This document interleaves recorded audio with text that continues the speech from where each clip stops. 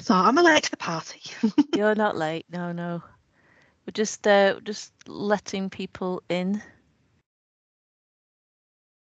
And we were just having some inspirational music there to break our day up and just to feel a little bit better about ourselves. So we'll just, if anybody is new into the room, just want to pop your name and your role in the chat, that'd be really helpful.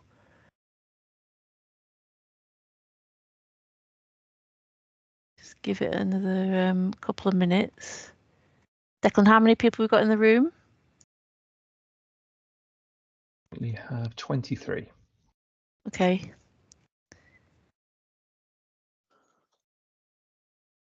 We won't have anybody lurking in a different room, potentially. Not that I'm aware of, no. I've checked all the links already. Okay. Right, so people are just popping the names in the chat. Brilliant. Lovely. Welcome everybody. So I think we'll make a start because we've got quite a lot to get through. So thank you everybody for coming today to our next webinar, which is looking at clinical leaders' role in research, documentation, safety and governance, and the community of practice leaders that we've got here today are myself as Nicola Verstralen, Anthony Jemmott, Claire Gabriel, and we've got Chrissie Minnis, who's welcome today, who's one of our pharmacy leads. So we hope that we have lots of interaction today. So feel free to pop your hand up, talk to us at any point throughout the session, and or pop any questions in the chat. And we do have a Slido, if it works, where we can get hopefully some feedback from the audience as we go along. So next slide, Declan. Just to let everybody know as well that we are recording the session, and these sessions are then placed on the Futures NHS webinar, web page, where you can view the previous webinars and lots of other resources in there. So the agenda, we're going to give you some presentations today by showcasing some various things, and then we're going to hear some real life experiences of good communication, and we want that discussion with the wider group. And we love this photograph here from Capo, which is research is everybody's business, isn't it? So that's the theme of our webinars, trying to enable and embed research and innovation within clinical and care practice. So next slide, please. So just a reminder, this is the web page, the Futures NHS web page, where you can find many resources that have been developed over the last couple of years to help give ideas or stimulate thoughts around how you might put things in place within your department or your service to help bridge that gap between clinical research. And today's session, we're talking about communication and documentation, and I've just highlighted there the research delivery section, which is the most relevant to what we're talking about today, because we need to communicate between the clinical care worlds and the research world to be able to make it safe for patients. So next slide, please. So the theme of the session today, as I said, is about documentation and communication between the research teams and the clinical teams. And put a lovely little picture there of a child with a gap in his teeth there, highlighting that there is sometimes a gap between the clinical or care world and the research world. And I've just highlighted some quotes that some of us as research staff come across, and in relation to that communication. So okay, that's the research team's responsibility. When we're thinking about our care in our ward or area or in our care environment, okay, that's to do with the research team. That's nothing to do with us. Other things that we might hear is, oh, I didn't really know what to do when it came to looking at that particular thing with the research study and the care of my patient today. I didn't really know what to do. Okay, so how do we then ensure that we can bridge that gap and understand that the clinical and care world know what to do with regards to the research study? Another thing that some of us may have heard over the years is from a clinical member of staff, the most important thing is getting the patient discharged to the other hospital. I assume that the research team will pick this up on Monday. So that is something that we see regularly, and we want to look at how, working with you in the clinical and care world, as to how we can bridge that gap together and make that communication seamless, because obviously the patients or clients that the research staff deliver research care to are your patients in the clinical world. We are giving care just as much as you're giving care, so we want to really look at bridging that gap. Next slide. So what sort of touch points are we talking about when we're discussing documentation and communication between the two worlds? So this could be admission. Are you thinking about, is this patient on a research study when they're admitted to the hospital or care place? At discharge, are you thinking about, all right, is that patient on a research study? What do we need to do around that?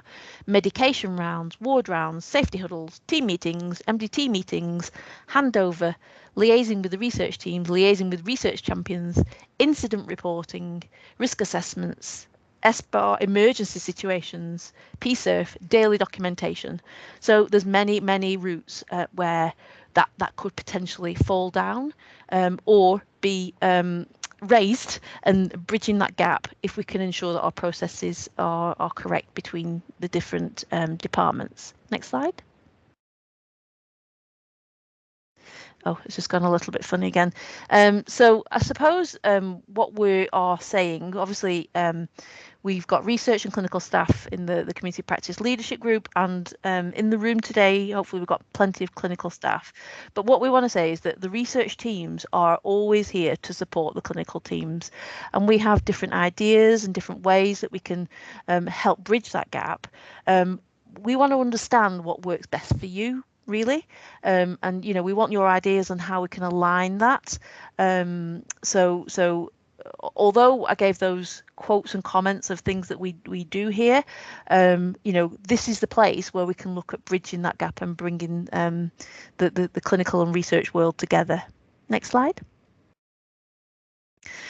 So this is just a slide just to highlight for any nurses and midwives out there, but I'm sure in the other professional groups as well, you'll have similar things. Communication documentation is relevant to all of our professions. So the code says that we need to keep our colleagues informed when you're sharing the care of individuals with other health and care professionals and staff. So having that in your mindset when you're delivering care and you have somebody that's on a research study, should be really, really key thinking about. Next slide. We will always bring this in because the CQC, our inspectors, look at whether we are safe, we're effective, we are well led and responsive to people's needs and caring. So there is research within the CQC inspections, and a CQC inspector would like to see that the department is well led. So that includes having oversight of the processes, the governance for the service, which ensures that patients are safely managed. So as leaders out there, I'm sure you are supporting lots of different things around the care that your patients receive in your department. So research is also part of that. So what we are trying to highlight here is that leaders also need to understand what research is happening within their department, so that they can ensure that documentation and communication is seamless. So next slide. So I think what I've just said there really is related to this slide as well. So where all of this work commenced from initially was the Matron's Handbook, which tells matrons, and we've also got a ward leaders one and an exec nurse one, but helps staff understand how they can do their role. So within the CQC leadership requirements part of the Matron's Handbook, it says that matrons should maintain clear lines of accountability for quality of care, and ensure that there's easy access to accurate data and learning from errors, concerns and incidents. So this is all highly relevant for studies that are being delivered in a clinical environment as well. You as a matron, or you as a ward leader or a sister or a charge nurse or a leader of a service, how do you know that your clinical staff are making sure that if there's anything gone wrong with the patient that's on a research study in your environment, how do you know that your processes are working from that clinical perspective and not just that the responsibility lies with the research team? Because they're everybody's patients, and you as a matron are overseeing the care of those patients in your department. So we want to bridge that gap between research and clinical again. Next slide. So we're trying to think, okay, how can we highlight where this is relevant in the clinical world? So there's a number of points in care that we need to do some things a little bit different. So you might have to do extra bloods, for example, on a patient that's on gentamicin, to watch for toxicity. Or if you're doing compression bandaging, obviously you've got to be careful with anybody that's got diabetes. So in a sort of mental health situation, if somebody's receiving intense CBT, you need to be watching out for potentially that they could have increased chances of suicide intention or ideation.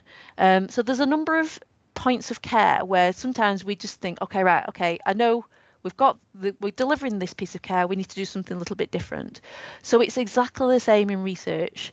If we are giving a medicine that's a research medicine, or we're giving an intervention, whether it's a brace or psychological therapy or whatever it is, we just need to do something a little bit more special, and ensure that we not necessarily understand the whole protocol and the whole study, because that's not necessarily your role, but that who the research team is, and how to contact them, and where to get the right things for that patient in regards to that study. So if there was a member of staff or a group of members of staff, for example, that weren't doing those extra bloods for the patients who are on gentamicin, for example, you as a leader would have to look, well, what's going on in my department? Why is the policy not being followed? Why is the pro formas not being followed? So you would investigate and look at that. So we want to ensure that autonomy and I suppose that responsibility of looking at the research side of things is also jointly led by the leaders of our departments and our services. So yeah, research interventions are basically just another part of care or treatment. Just like you'd be giving an antibiotic, you would potentially be giving a medication that's on a trial, or the research team would be giving a medication on a trial.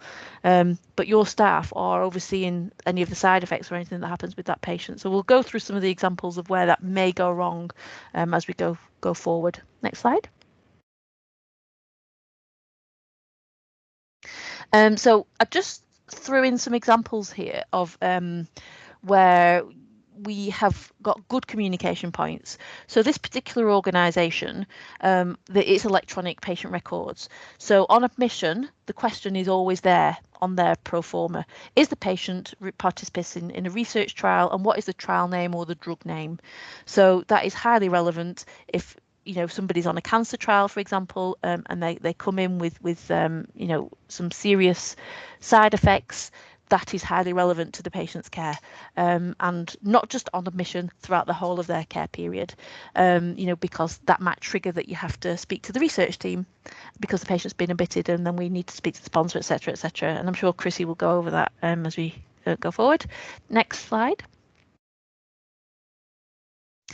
Oh, again, it's gone a bit funny, but that says the Cardex. So obviously, daily documentation of what's going on with the patient. Make sure that research is part of your pro forma of your Cardex, and that research staff are able to document in that. So it's all part of the same care. So the research staff can document, and the clinical staff can document at the same time, and you can all see what's happening as part of their care. Next slide.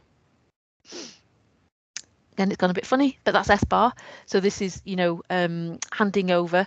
So is that triggered on your documentation for handing patients over? So I've seen a number of different documentations in different organisations over the years, and you might use the SBAR, but will you remember that research is part of that? So is it loud and clear on there that this patient is on a research study? It might be that that trial is actually causing the issues as why that patient's in hospital. So it needs to be there loud and clear. So if you're going along thinking about your documentation, are you able to make sure that research is right up there? Next slide, please. So this is an example of a ward leader thinking about handover or perhaps a safety huddle. So, you know, you've got all the patients listed on the left-hand side. You've got all of the things that you need to think about for as part of their care. So you know, we're suggesting, and this happens in some areas, that there's also the column on research. So as you can see, if you're going through the ward, Sarah is on the C32PO trial, whereas Claire, she's going for an angio that day, but you know, if the angio is positive, that they may be suitable for the trial, so contact the research nurse. Whereas Christine needs research meds to be sent to the next hospital. They're going to be discharged to the next hospital. So what do you need to do? You need to contact the research nurse and pharmacy. Whereas Carl is eligible for an outpatient physio study. So, you know, you need to be thinking about contacting the team to see whether they can go on that study. Anthony was found to be ineligible for a trial through the research team. We're not saying that you necessarily have to screen that patient to see whether they're suitable for the trial, but the research team may have been that day and said they're not eligible for the trial, but we know that there are other things that patients can sign up for if they're willing, such as be part of research. There may be other studies in the future that they could sign up to. Whereas Nicola is a sleep out patient, and her partner has asked if he could speak to the research team about a study. So all of these things are really highly relevant to embedding and enabling research within clinical practice. Next slide. So I'm just going to hand over now to Anthony, who is a community mental health matron, and he's going to talk to you about his experiences. Thank you very much. I did send one slide for Declan to put up for me. I don't know if that's able to be done. Yeah. Live television. Thanks very much. So thanks for that. Just to follow on from what Nicola said, when I was given the brief on what I needed to talk about today, the questions was about how the leader of a development can ensure that staff are aware of research. And this sort of diagram came into mind when looking at the triangulation of care, linking it to research. So it's about thinking of the service user being the center. That hasn't changed of the care that we deliver, and looking at all the various components. So for example, within the team or the teams that I am aligned to, I work very closely with the research team. Before any trials are implemented within the clinical area, I will get the research team to come and present to the zoning meetings that will take place within the community, have it on the agenda, have clinicians to be aware of what the research is about, how it would benefit their service users.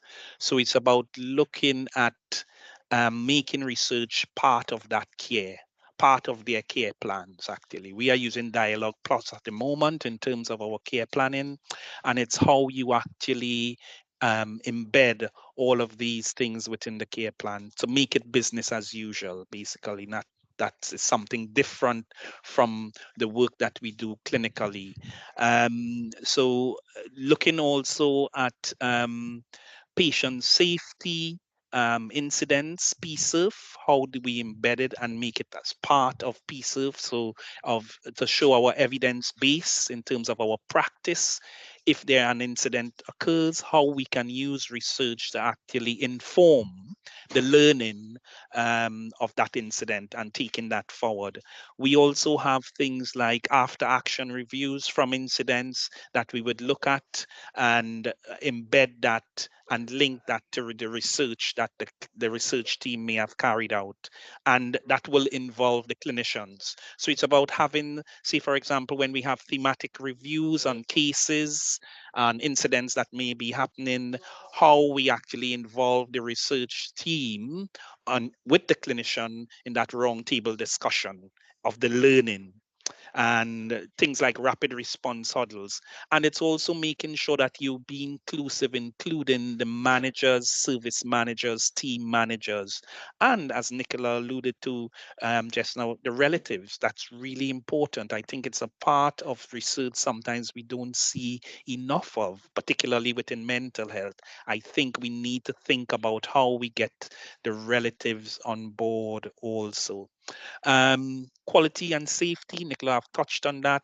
It's part and parcel of what we need to be doing as matrons. It is part of the agenda for the CQC. So we need to be linking that to our quality safety meetings. So what I do, I will invite the research team and get a slot within the quality safety meetings where you have the right people around the table could influence those changes in actually embedding research and sort of strengthening the links between the clinical team and the research team. And it's about making sure that you are actually talking to the right people in order for these things to happen.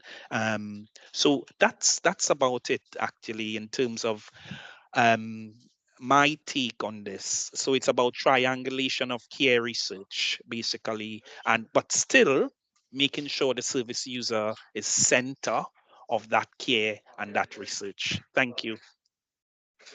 Brilliant, thanks, Anthony. I like that. Yeah, business as usual is the message of the day.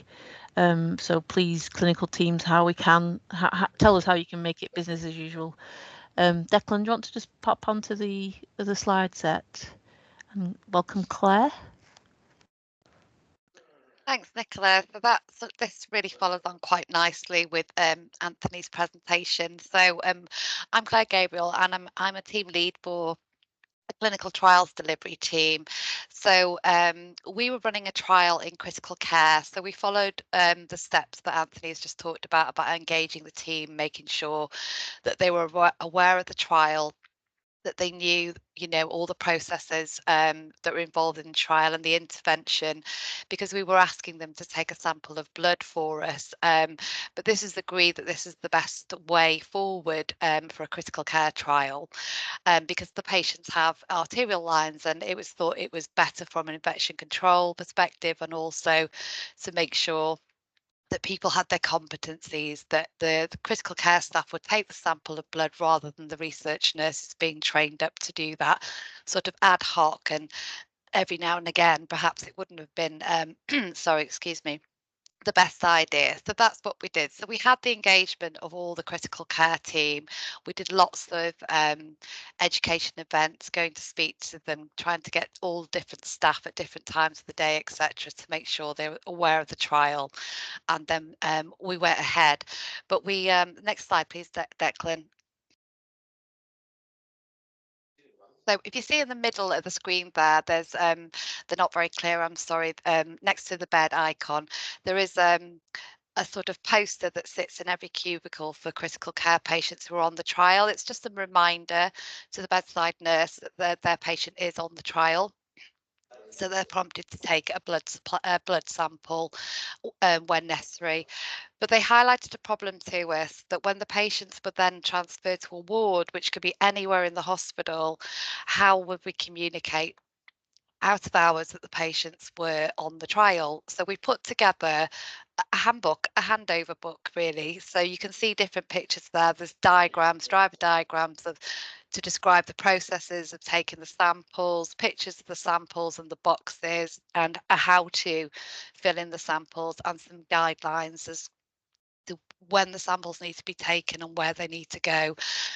I'm sorry. And we found that really effective, because it was a big ask for a member of the quick care team to have an extended handover and explain the trial in detail to a member of the ward team who wasn't aware. And of course, the patients could be sent anywhere in the hospital, so it was not possible for us to go and do the same sort of education and engagement with everyone across the trust. So just a simple idea, but that's worked really well for us, and it is about simplifying communication and explaining things to people that will be involved in the care of that individual.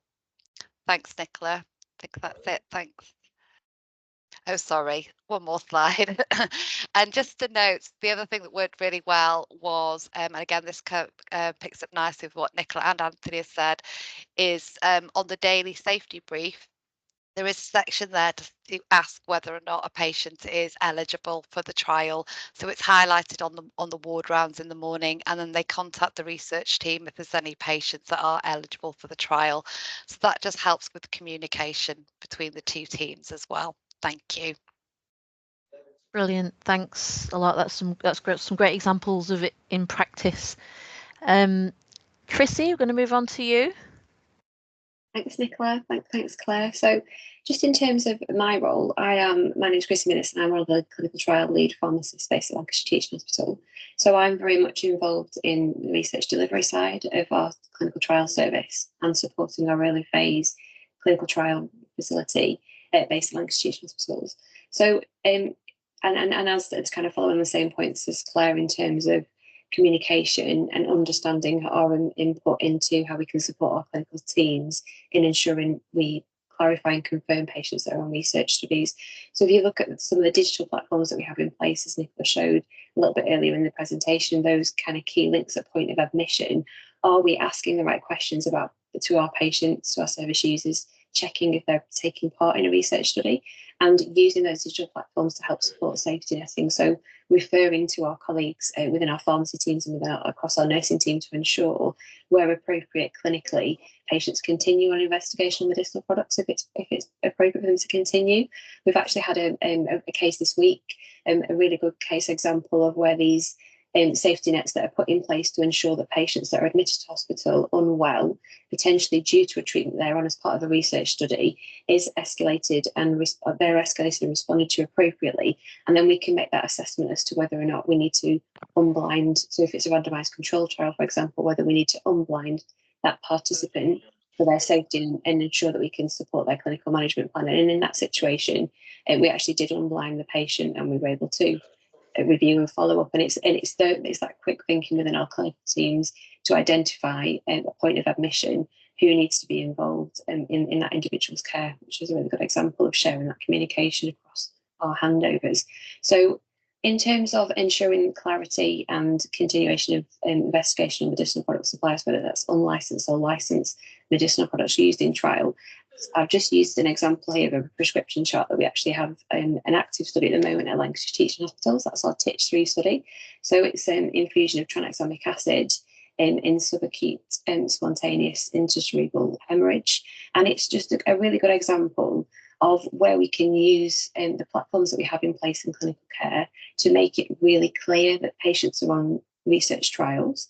So we can actually build templates within our prescriptions to ensure that it's obvious. So you can see in brackets there, it says clinical trial. We've supported our clinical teams with this particular study and understand those that need to be involved from a blinding and unblinding perspective as well. And then we can schedule the treatment. So we can use those prompts to ensure that where necessary, we are referring to the right people involved in that individual's care to support them. Also on the slide here, it just gives an example of where, and just reinforcing the message really that research is front and centre if it's appropriate for patients to continue on research medication when they're admitted to secondary care. And if those medicines are admitted, why they're admitted. So the scheduling, you'll see there, it actually records through our system at Lancashire Teaching Hospital as blue if that medicine's been admitted. And we want to understand a reason why that's been admitted. Investigational medicinal products are critical medicines as well.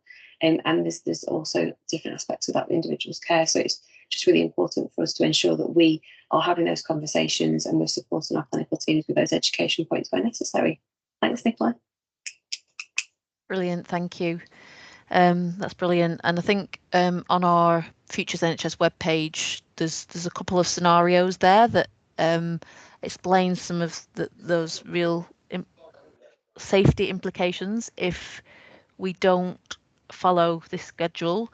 So, if something hasn't been administered, for sure the sponsor will have something to say about it, because obviously that patient has signed up to that trial in good faith that they will receive what they have signed up for. And so, although obviously the research team are overseeing the study, if the ward staff or the care staff are administering the medication, there's a sort of safety breach there from a research perspective, and there's all sorts of paperwork that needs to be done. But most importantly, the patient, if they are not receiving that medication or that intervention, you know, there could be some serious things that could happen there. So yeah, just trying to highlight that as to it, how do we ensure? I think we all been there. You know, I've been a nurse on the ward, and you know, you're busy enough doing the medication round and getting the antibiotics ready, and you know, all of the things that go with it. And you know, you come to something that you're unfamiliar with. Now, you know, I get it that you don't want to do anything unsafe. So, but it's just thinking about, okay, right, I don't feel confident to give it because I don't know, you know, I haven't read Claire's pack, or I haven't, you know, been involved in the training or anything like that.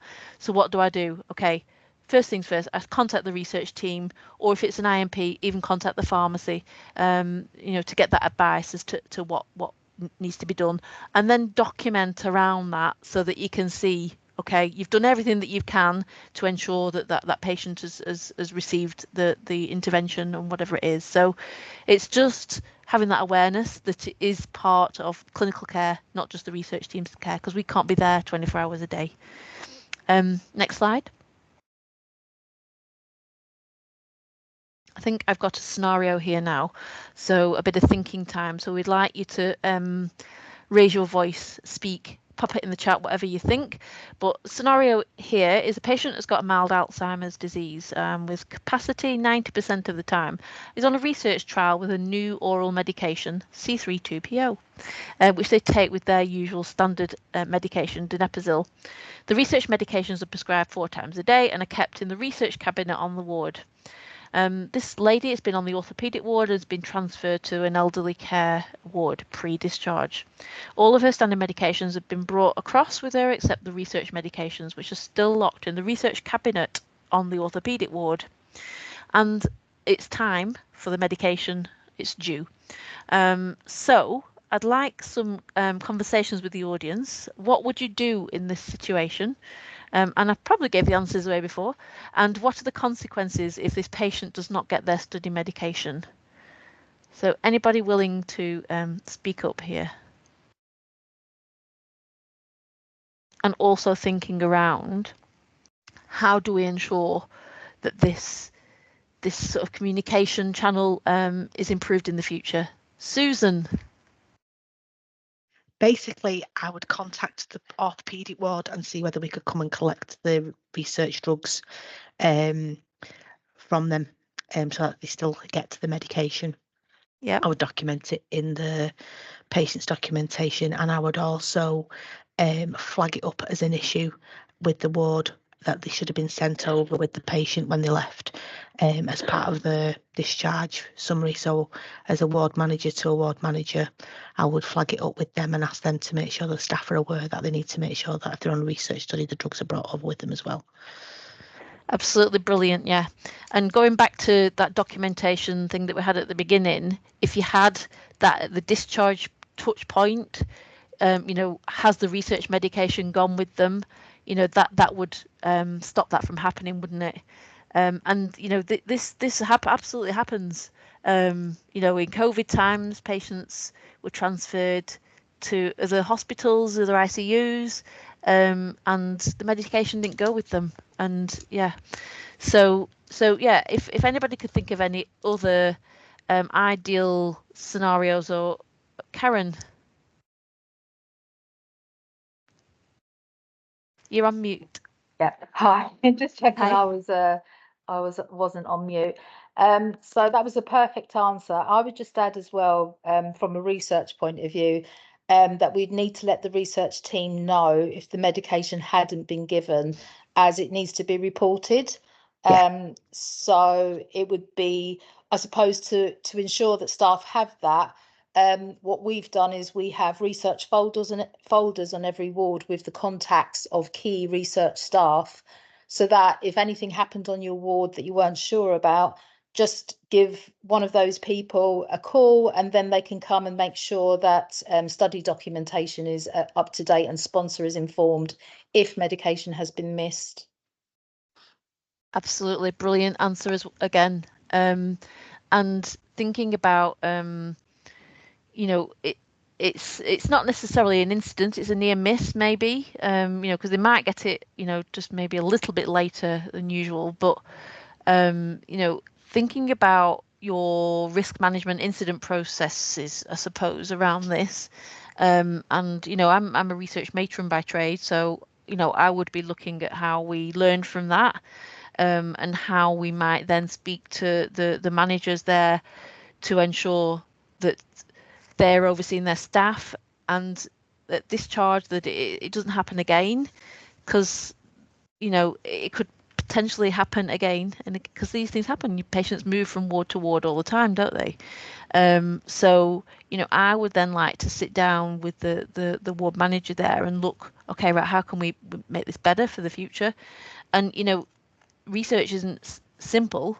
There's all sorts of different scenarios. I mean, this could be, I mean, we're looking at the number C32PO. It's likely that is a medication that's not licensed yet. Whereas there are medications that are licensed. You know, it could be gabapentin or something that they're trialing against something else.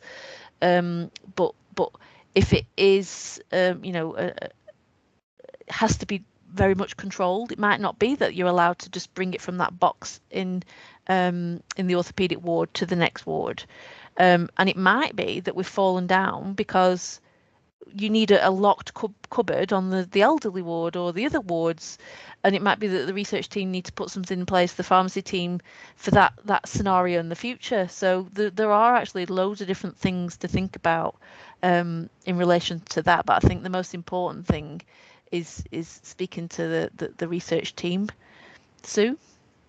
It's understanding as well, it's making sure that the staff on the care of the elderly ward understand that it's a research specific drug and they can't just take it. So say for instance they are using a comparator which has got a license, it could be that they just take it from normal stock and they don't know that actually whether it's a placebo or whether it's the real drug, and a whole ream of complications then, because the patient's had a drug they shouldn't have had to start with, and two, they haven't had the medication, the trial drug that they should have had. And it can really, if there is a placebo involved and it's I don't know, say it's paracetamol versus a placebo and the person doesn't see that a placebo bit, they just give them the paracetamol and the patient was on the placebo, it opens up a whole ream of paperwork for the research staff that they don't want to complete.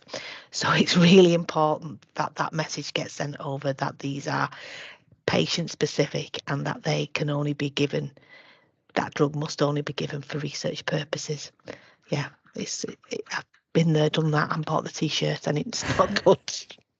It's not great. And ultimately, again, like the patient signed up for that, and in the good faith that it will all be correct. They don't want to be getting an active medication when they should be on a placebo, because going from if you know, you've used the example of paracetamol, but it could be something a lot stronger than that. So you might be going from 0 to 100, and yeah, all sorts of things. So we've got Chrissie next. No, Claire, sorry. Looking at the numbers. It's all right. It's not a question. I just wanted to highlight, Rebecca had put in the chat that on the ward transfer checklist that it would be good to have research medication as one of those tick boxes, because the medication going with patients is on ward transfer checklist, isn't it? So that's a great idea if they include separately that research medication is on that checklist as well. Absolutely brilliant. I think we could do with adding a list of things, of examples where ward leaders, ward managers, department leaders could ensure that is there. So some might be electronic, some might be paper, and it might be organisational led. So it might be that you need to speak to your digital lead nurse or digital lead or something like that that can make sure that is put in place across the whole hospital. Brilliant idea there. Chrissie? I was just going to comment on Sue's excellent comment around an understanding of interventional versus placebo medication.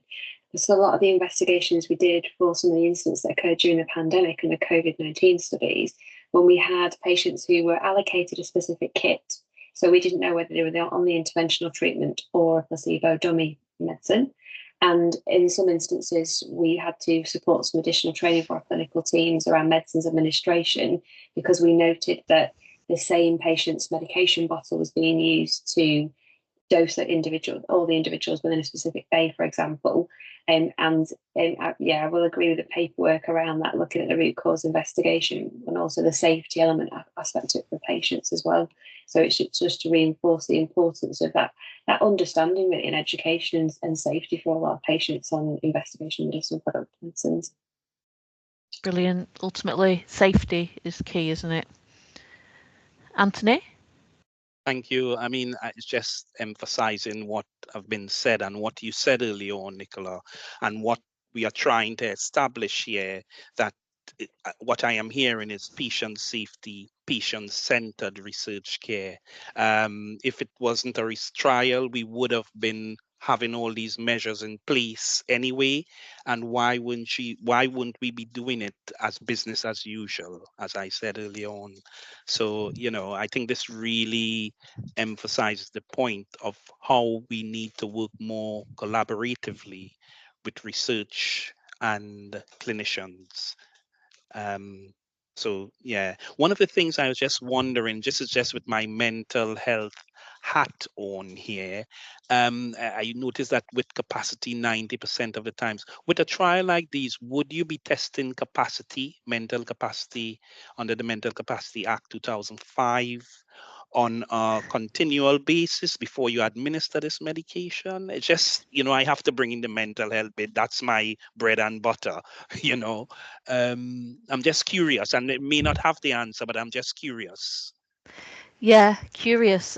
So it would vary for the study, but obviously you've got the Mental Capacity Act, and I'm not an expert by any means on this, for the clinical care. When you consent somebody with Alzheimer's onto a study, you obviously have to take in that into consideration in one way, but if they could vary in their capacity, but they have different sorts of consent forms for people that have capacity or don't. So, oh gosh, my memory fails me now. Consultee, is it? Consent or a relative? Sue might come in here and answer the question. It's got to have specific ethical approval to use patients who might lack capacity. And because of that, they have specific get out of jail free cards, if you like, by using other forms of consent. So you can, if you have a participant that hasn't got capacity at that time, if the ethical approval allows, you can then use what they call a personal consultee, which might be a family member or somebody who knows their wishes and their beliefs well.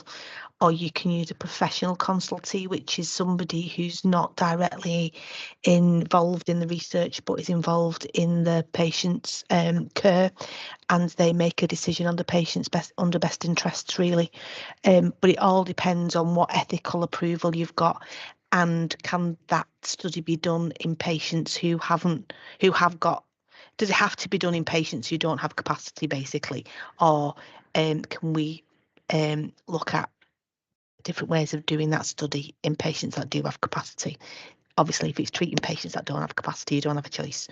But yeah, there are different ethical approvals in place, and you would know all of that before you start the study, to be honest. Thank you. Thanks. Interesting. Thanks. Yeah, it is really interesting. And sometimes you find that people are thinking that they're protecting somebody with Alzheimer's by gatekeeping away from that research study. But ultimately, I've worked with many families that have been somebody that's had Alzheimer's disease, and that the family have absolutely benefited from being on the study, because they get extra support. Everybody gets extra support. Everything is looked at. You've got your health MOT and everything, and like Sue says, everything is ethically approved. You know, how else are you going to find out the answers to what is going to cure Alzheimer's disease without doing the research? And obviously they take into consideration if somebody doesn't have capacity, like you would do maybe in the Mental Capacity Act in terms of clinical care. But you know, what were their wishes, you know, before? Have they ever talked about being on research? They might have been a research professor, you know, before they developed the condition. And, you know, do you think it's something that they would like to take part in, or have they always said, I'm never going to take part in research? You know, that's the sort of conversations that they have with family members, that, you know, it's not just a random consultee. That is all taken into consideration. But yeah, capacity does go up and down, and you know, if this was a clinical on a patient on a clinical ward and you had doubts, you know, about their capacity, or they were, you know, refusing medications, or, you know, giving you non-verbal signs that they didn't want to have their medication, you know, I would just again speak to the research team, get the PI, potentially the lead, to come and assess. And with all research, there's always the opportunity to either pull out or, you know, put it on hold, depending on whatever the situation is, because it's for the safety, for the care of the patient ultimately. You know, we would never be forcing anything with patients. So yeah, we do always take that bear that in mind, but ultimately just need to speak to the research team to see what their thoughts are. And yeah, if we were with you know, giving it a break, obviously we would just put that in the communication to the sponsor, and they would be able to see why as well. Claire? Thanks, Nicola. And just to add also, there are scenarios that we see a lot with some of our stroke patients or critical care patients where they may lack capacity initially, and we do have families involved and they give permission, but somewhere down the line the patient then regains capacity, so that they have to then be consented as a regained capacity consent form. So that's important to note as well.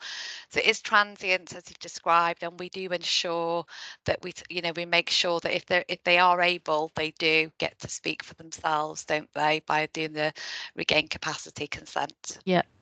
Yeah, great point there. And then you've got the same for ICU patients potentially that are asleep in a coma when, you know, they're initially with the family consented, and then obviously they wake up and you reassess. It's personalised care at its best. So I mean, we have got a couple of survey questions, but I am quite interested if there's any clinical staff out there, or any of the research staff that work with the clinical teams, as to, have anybody got any examples of where documentation, communication is perfectly aligned? And I'm just waiting for the fanfare.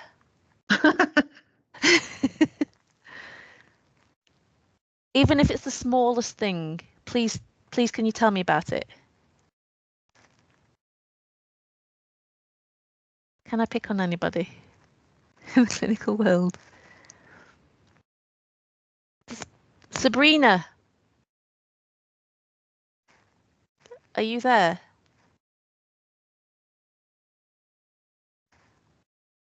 Silence. So has everybody left? Everybody must have left. Maybe we were talking to ourselves. Okay, so I mean, Karen.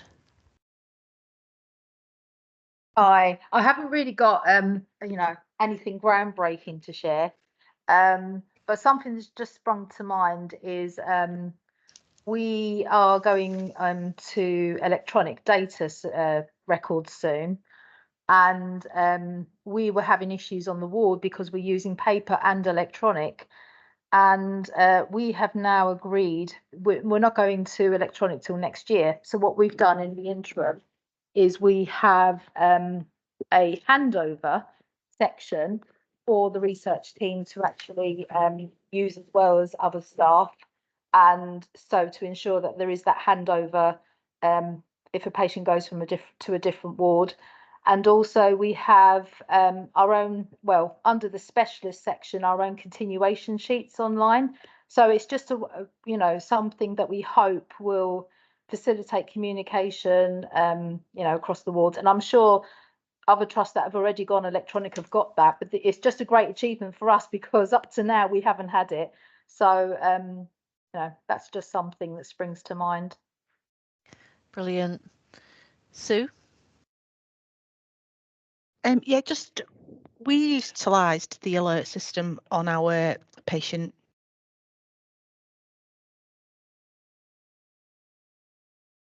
We used the alert system, so if anybody had an alert, it would automatically flash up on the electronic documentation when to say that they had an alert and what the alert was. And we were able to utilise that for research participants. So every time somebody went on to that record, it flashed up they were on a research study and what the research study was and what it involved. Just that was part of our process when we recruited somebody to a research study. We made the alert go on the system. Yeah, that's brilliant. We've also got that language teaching under the allergies section, so it's loud and clear, red triangle. Rebecca? Yeah, we're in a position in Sheffield where we're moving from one electronic patient record to another system where we're due to go live in October, and we're working very closely with our digital team to try and build a system that meets the needs of what we'd like it to for research patients. So we're still in very infant stages, but if we do have anything concrete from that, I'll be able to share that with the group. That would be perfect. That would be really good, because you're at the right time to be able to get it there right from the beginning, aren't you? Yeah. That'd be great. I've written your name down so that we can communicate in the future. Who have we got? Claire. Hi, I'm a research nurse in paediatric critical care at MFT.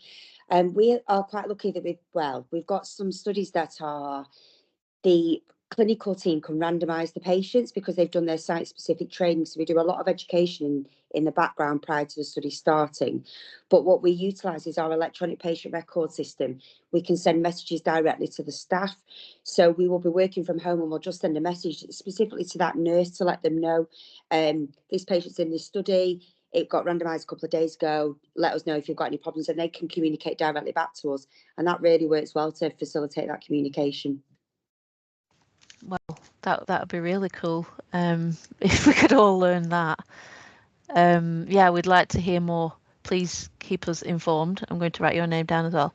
Karen, have you got something else? No, I was just going to actually ask the lady before me, what is that you're using on to communicate with the ward staff? So we have Epic here. So we've called it Hive at Manchester as a beehive. And we use the Hive chat so we can see which patient, who's actually in the care team looking after that patient. We can see the nurse and I can send a message directly to her. That's great. Thank you. Or him. Brilliant. Have we got, is there somebody else's hand up there? It's Claire again, wasn't it? You just still got your hand up. Okay, so I think I have got, do you want to just move on to the next slide? I'm going to try and see, I'm a bit worried about this as to whether it'll work or not, but so we might just talk it through because we've only got 5 minutes left, and I think we have already talked through some of these questions really. So I think we'll just talk it through. So how can we ensure that information is communicated between clinical and research teams effectively within existing current communication channels? I suppose, and I'd like to send this survey out to the wider group really, and the people that weren't able to attend today, because we were talking about creating a bit of a list of things that people can, leaders can have a look at and think, right, I'm going to do that, I'm going to do that, I'm going to do that, just to help that embedding of research in clinical practice. So I think I'm going to send this survey out, and people can fill it in and we can get the data, because then we can pop, it's like co-producing something together that we can pop in our Futures NHS webpage under how do you improve documentation and communication between clinical and research teams. So has anybody got anything else that they want to say on this one? Nope. Oh, Sabrina. Hello, Sabrina. Hi, sorry, earlier when I had received the call. I was going to say, obviously, effective handover, like a thorough handover between the two teams. Yeah. Yeah, good. And also, I was just going to ask, so if, let's say, I work in a community hospital, and I quite remember that a while back, the acute stroke unit wanted us to be involved in this clinical trial for some of the stroke patients. The only reason why we couldn't do it was because obviously they needed to be monitored. I can't remember what it was, but they needed to be monitored. And because we're a community hospital, we don't have a lot of facilities. So in that instance, what happens then? Obviously, if it's something that needs to be trialed, then what happens in that instance? Yeah, well, that's part of the setup of a study, and as part of the capacity and capability as to whether it's feasible or not to work in certain environments, and it doesn't work in all areas. But I would say that research teams are quite problem solvers, and we do try and work out the ways for it to work, even if it's going back to the sponsor to say, look, it's not going to work. You need to change the protocol, and make it for a way that will work, because quite a lot of studies that you find are made for 24-hour care in an acute hospital, whereas that's not necessarily where these patients are always at. They could be out in the in primary care, out in the community, or like in a community hospital like yourself that hasn't got 24-hour or even resource, that sort of thing. So I would not just think, right, okay, let's just leave it. Let's speak to your research team about, is there any other way that we can set this up and make it work. So have you done any studies, Sabrina, in your wards? No, the only studies that we did was, I think, during the COVID, was just trying to find out how people felt emotionally, and that was like a survey that was sent out to staff to sort of complete. So that was the only research that I was involved in, actually. Yeah, and they are perfectly great studies to do as well. And I'm, there might be people on here that have said, well, we're not doing any studies in our department, but there are other ways that people can get involved in research, such as be part of research, join dementia research. They can sign up to that, and there might be sent information about studies that they can do online from home, or various things. So it's not just about studies that are being delivered in that area. There are other things out there. Declan, will you just move on to the last slide? So just go through that one, next one. I suppose we'll just conclude here by saying, what we're talking about here is culture. Just go back one, Declan. And so even if you go away and think, I can change our handover form, and that's the only thing I can do, that is brilliant, because small changes make a big difference.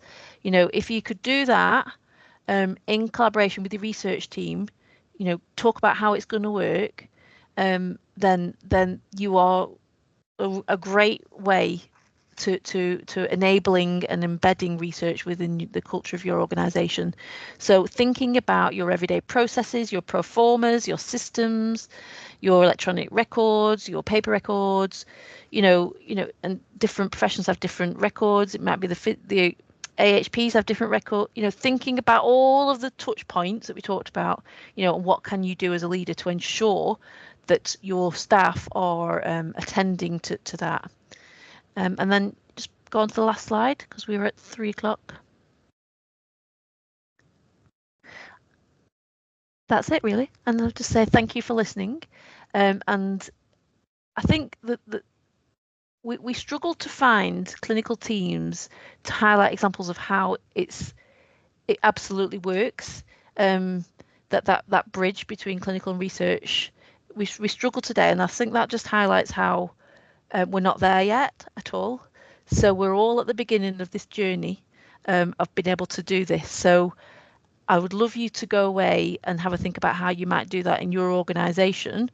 And please, could you send us examples of how it's going? So the MFT example in Manchester, really want to hear how that's going, because others will want to hear that as well, as to how they can do it in their organisation. So yeah, this is the start of the future. And thank you so much for listening. And we will see you next month. And I can't remember the date, but we will send you the date of the next presentation. It's on, Nick, can you remember? 7th of June. 7th of June. And what's it on? Hybrid role, so looking at joint clinical and research roles. Yeah. Was Emma putting your hand up there, or were you trying to clap as well? This often happens. So right, we'll see you next time. Thank you very much for listening. See you all. Bye. Thank you. Bye. Thank Bye. you. Bye. Bye. Bye. Thanks, Nicola. Bye.